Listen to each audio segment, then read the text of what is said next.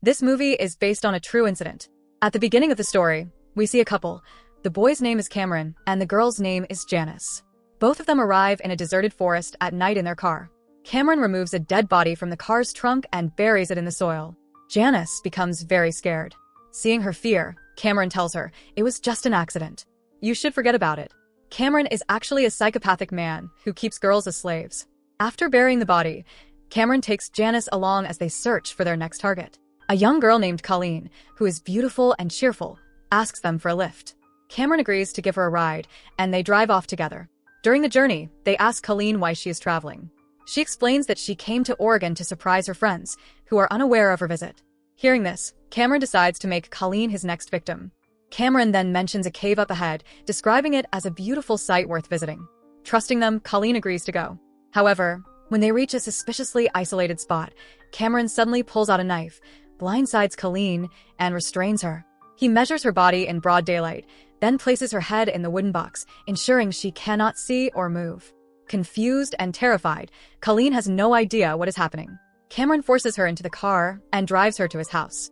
Once they reach the house, Cameron takes Colleen to the basement. There, he ties her hands with chains and blindfolds her, so she cannot see anything. He begins whipping her mercilessly, ignoring her cries for help. Colleen screams in pain as each hit leaves deep marks on her body. Through her tears, she pleads with Cameron to stop, asking why he is doing this, but he remains silent and continues the torture. Cameron, completely psychotic, enjoys torturing Colleen. To add to her humiliation, he gets intimate with his wife, Janice, right in front of her. This shows how depraved and heartless Cameron truly is. Afterward, Cameron locks Colleen in the wooden box. The next day, Janice approaches Colleen in the basement. Colleen begs her to let her go, promising not to tell anyone. But Janice, knowing her husband's violent tendencies, is too scared to help her. Later that night, Cameron brings weapons to the basement. Instead of killing Colleen, he gives her some food and starts beating her again, showing no mercy. Colleen is helpless, writhing in pain and fear. Her screams echo through the house, and Janice, unable to bear it, covers her ears in distress. When Cameron returns to Janice, she makes him promise not to harm Colleen or have any physical relationship with her. Cameron agrees but locks Colleen in a coffin-shaped box with an oxygen pipe so she can stay alive. Trapped in the darkness, Colleen tries to push the lid open, but her efforts are in vain.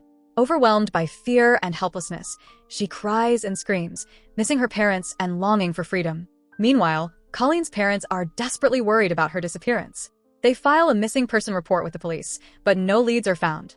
Months pass, and Colleen remains imprisoned in the box, but Cameron only lets her out when necessary. One day, Janice shares some happy news with Cameron. She is pregnant. Excited about becoming parents, Janice tells Cameron they should release Colleen, fearing their child might be traumatized if exposed to such cruelty. However, Cameron refuses, arguing that if they let Colleen go, she will inform the police, and they will end up in jail.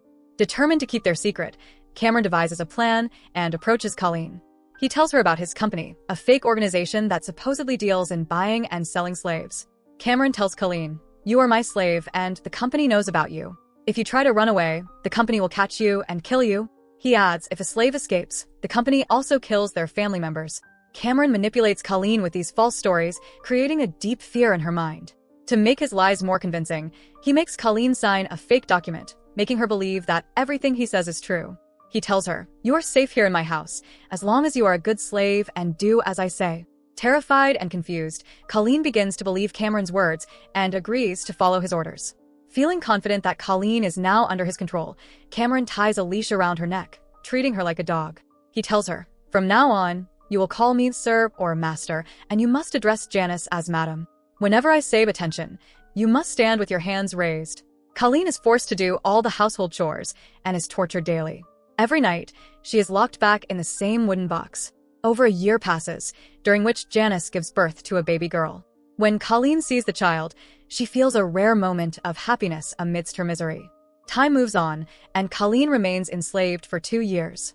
One day, while serving food to Cameron and Janice, Colleen accidentally drops a spoon. Furious, Cameron orders her to attention.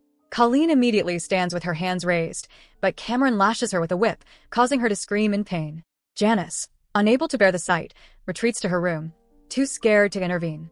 The next day, while Colleen is hanging clothes outside, Cameron tells her a horrifying story. He says, "My friend Kessel once had a slave who ran away.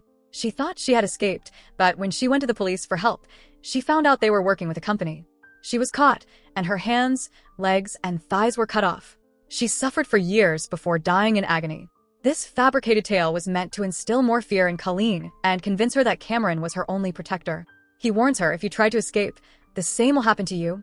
One day, Cameron removes the leash from Colleen's neck and takes her to the forest in his car to cut wood.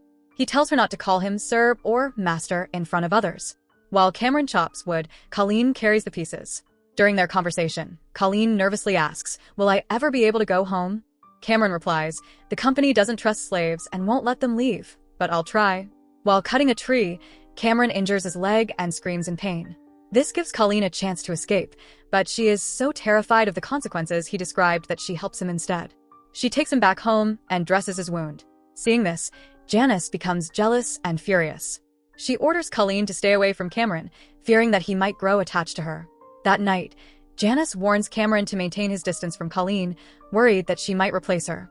4 years pass, but Colleen loses track of time because she is kept in the box most of the day.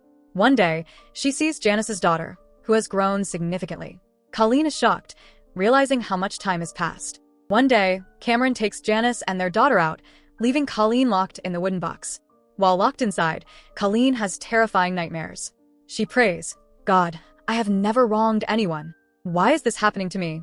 Overwhelmed by fear, she kicks at the box, and to her surprise, the lid opens. Later, when Cameron returns home and checks the basement, he finds the box open. Panicking, he searches the house and eventually finds Colleen sitting in the bathroom, trembling with fear. She says, "I was scared inside the box, so I came out." Hearing this, Cameron believes that Colleen has completely accepted her role as a slave and no longer intends to escape. From that point on, Colleen resumes her chores around the house, taking care of their daughter as well. However, every night, she obediently returns to the wooden box, having resigned herself to a life of servitude. 6 years pass with Colleen living in captivity. One day, Cameron tells Colleen that his company has given her permission to visit her home for a few days. However, before leaving, she must pass a test to ensure she won't try to escape. Cameron hands Colleen a gun and orders her to put it in her mouth and pull the trigger. Terrified, Colleen obeys, but the gun is empty, and she survives. Cameron, satisfied that Colleen won't betray him, decides to take her to her family. He drives her to her house, pretending to be her boyfriend. When they arrive, Cameron tells her family that he has a meeting to attend and will return later. Colleen's family is overjoyed to see her after so many years. Although broken inside, Colleen forces herself to smile and talk to Cameron as if everything is normal. In private, her sister notices something is off and tries to talk to her. She asks, "When will you come back to visit?" Colleen replies, "I don't know." Sensing that Colleen is in some sort of trouble, her sister says, "If you want to tell me anything, I'm here for you." Colleen hesitates, on the verge of revealing the truth, but before she can, Cameron arrives to pick her up. He takes her back to his house, where he expresses his desire to marry her and expand their family. Horrified, Colleen refuses. Janice overhears their conversation and fights with Cameron, finally reaching her breaking point. The next day, Janice packs her belongings and leaves the house with her daughter. Cameron, devastated by their departure, takes out his frustration on Colleen. He beats her, drags her to the basement, tortures her, and locks her inside. Later, Cameron leaves the house, driving away in his car. Meanwhile, Janice goes to a church, where she prays and reflects on her mistakes.